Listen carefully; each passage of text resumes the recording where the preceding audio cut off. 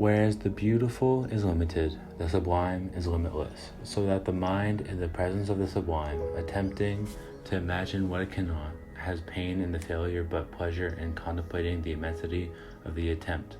Immanuel Kant. The Swiss Alps are known for their beauty. However, they reach new heights with their illustration of Kant's feeling of the sublime by revealing how one cannot fully understand the limitless sensation nature provides and how the Alps serve as a reminder that Kant's writings are still relevant today. First, to further define Kant's two feelings. Kant's feeling of the beautiful are defined by an occasion that creates a pleasant sensation, but one that is joyous and smiling. On the other hand, feelings of the sublime arouse enjoyment, but with horror. Some examples of his feelings of the beautiful are the sight of flower beds, grazing flocks, and daylight. Feelings of the sublime are the result of seeing mountain peaks, raging storms, and night. Speaking of the sublime, Crazily the Wanderer by Caspar David Friedrich, which romantic artists during the 19th century used to display the theory of the sublime, was actually displayed in my hotel room in Poschiavo. For my academic travel course, I went to the eastern Switzerland towns of Glarus, Klosters, and Poschiavo.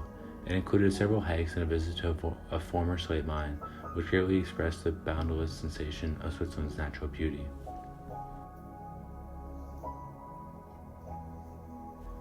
Our first hike was a long guided tour to Schwarzstöckli with our tour guide Maya. As we progressed up the mountain, we saw beautiful grassy areas perfect for picnics, little cabins to stop at, and even some snow to use to heat up with snowballs. However, the more we climbed, we began to notice more and more how high we were by looking back down the steep path, which created a sense of accomplishment, but also a bit of fear.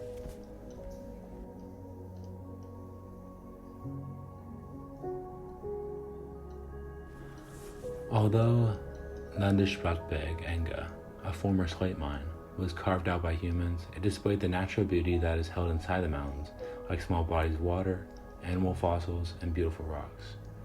Rainer Wolfgang was the mine guide who told us about the harsh conditions the workers face, which reveals their feeling of the sublime as they enjoy their job despite the dangers at risk. When we hiked to Madrisa, we were split into small groups to learn how to orient ourselves with topographic maps by accomplishing a small scavenger hunt. We could choose our paths, which led us to see many amazing things, such as a snow measurement system, small ponds, and cool plants. On the other hand, the hike displayed the idea of the sublime Kant talks about, as we could see mountains for miles, and the people who were at the bottom began to look more and more like ants. On our hike to Leschlengard, a lake approximately 2,600 meters above sea level, we saw a mixture of beautiful rocks, flowers, and peaceful water streams. Our tour guide was named Monica, and I was lucky enough to talk to her during a small part of the hike. She had my favorite quote of the trip. "I've lived here about 40 years, and I'm still in awe of the mountain's beauty every time I see them," showing how the beauty is limitless to all and reveals the importance of Kant's writing today as they prove to incorporate themselves into everyone's thoughts when they see the magical mountains known as the Swiss Alps.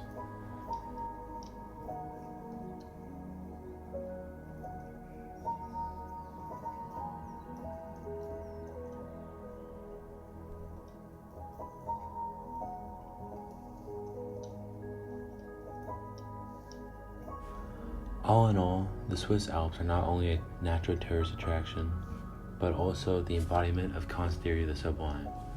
And as there is so much value placed on the Swiss Alps, there should be similar importance placed on Immanuel Kant's writings, which help describe the one-of-a-kind attraction. We can't have many amazing works like Kant's without the Swiss Alps, but we also can't fully appreciate the Alps without works like from philosophers like Kant.